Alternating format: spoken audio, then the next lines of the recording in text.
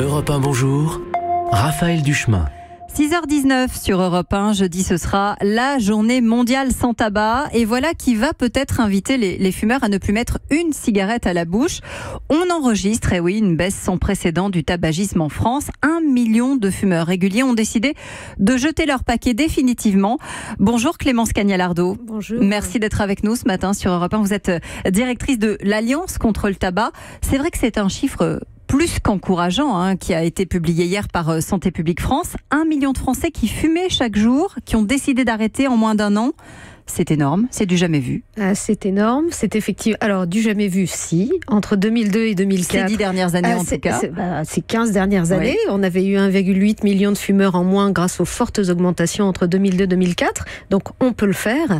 Mais effectivement, depuis une dizaine d'années, c'est vraiment un signal absolument encourageant. Et l'Alliance contre le tabac et tous ses membres et tous les acteurs impliqués s'en félicitent. 13 200 000 Français en 2016, 12 200 000 en 2017. Ça, c'est le nombre de fumeurs. On est clairement sur un changement de comportement de notre société vis-à-vis de la cigarette ou c'est encore trop tôt pour le dire ? Alors, je crois qu'on est vraiment sur une pente descendante de la prévalence.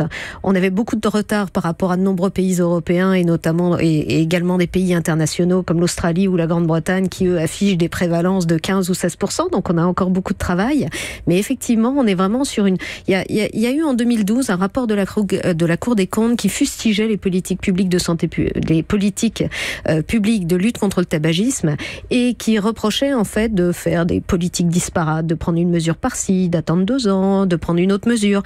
Et finalement, le plan cancer numéro 3 et le gouvernement Hollande ont décidé de mettre en place un plan de lutte contre le tabac. Et depuis 2014, grâce au ministère de la Santé de Madame Marisol Touraine, que je voudrais saluer à cette occasion, parce qu'elle est vraiment responsable de ce qui se passe à l'heure actuelle. D'ailleurs de ce qui se passe, Marisol Touraine sur Twitter. Elle a bien raison, on a vu son tweet et on s'en félicite, on la félicite, on a travaillé de conserve avec elle.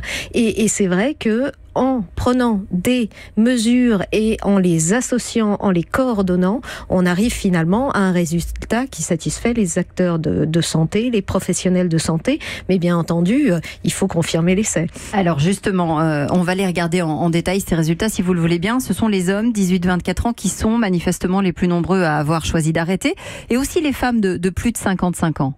Oui, absolument. Alors finalement, on voit qu'il y a 2 impacts.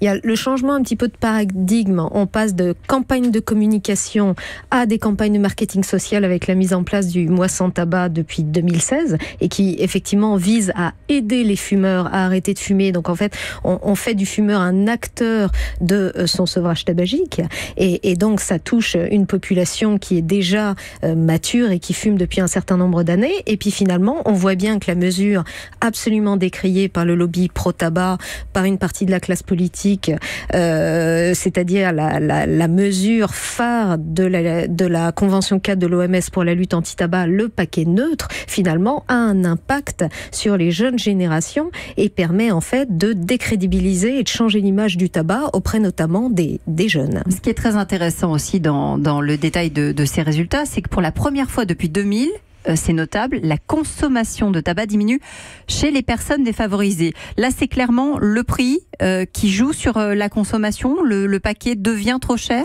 Alors, le paquet devient trop cher. On avait eu effectivement en 2017 une augmentation du tabac à rouler notamment, donc en fait qui permettait de diminuer le différentiel entre les cigarettes et le tabac à rouler, qui effectivement, le tabac à rouler avait un prix attractif et pouvait attirer les catégories les plus fragiles. Donc effectivement, il y a le facteur prix qui fonctionne, et notamment vers les catégories les plus fragiles et les plus défavorisées. Et vous l'avez noté, diminution chez les personnes au chômage, ayant les revenus les plus faibles. On voit bien une baisse des inégalités sociales, chose qui n'était pas arrivée depuis les années 2000. C'est très très encourageant. La ministre dit, avec la hausse de la fiscalité qui est prévue, on peut espérer des résultats pérennes. Est-ce qu'elle a raison d'espérer justement ? Est-ce qu'on va faire, vous parliez de l'Australie tout à l'heure, comme là-bas où le paquet est par exemple à 27 €.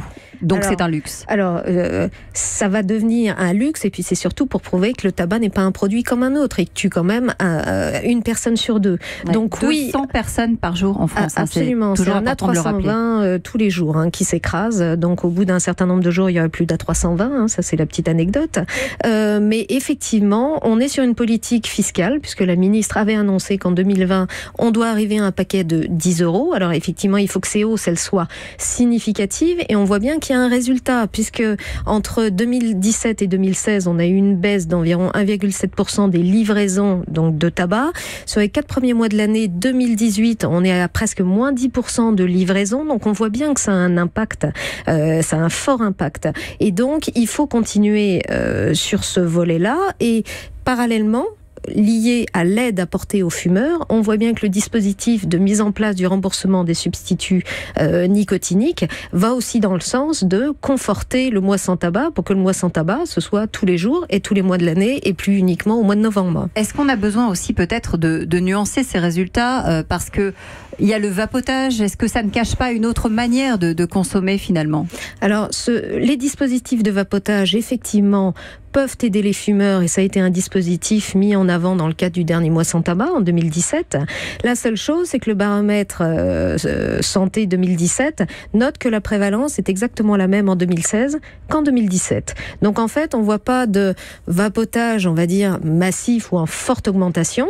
C'est stable, donc ça a forcément effectivement un impact sur ces chiffres, mais on ne peut pas dire que c'est cette cause-là. La cause, c'est vraiment les mesures du Programme national de réduction du tabagisme, mesures qui devraient être renforcées prochainement, puisque là, le ministère de la Santé l'avait annoncé, mais on voit bien que fiscalité et aide aux fumeurs et lutte contre le lobby pro-tabac, et bien finalement, ça fonctionne, et c'est ce qu'on dit depuis des années. On est ravis d'en voir les fruits aujourd'hui. Et on rappelle que la journée mondiale sans tabac, c'est jeudi. Une campagne est lancée que vous verrez, que vous entendrez aussi cette année. Gros plan sur le tabac et les cardiopathies. Et toujours évidemment le 3989 pour vous aider si vous avez envie d'arrêter de fumer. Merci beaucoup Clémence Cagnalardo d'avoir été avec nous, directrice de l'Alliance contre le tabac ce matin sur Europe 1.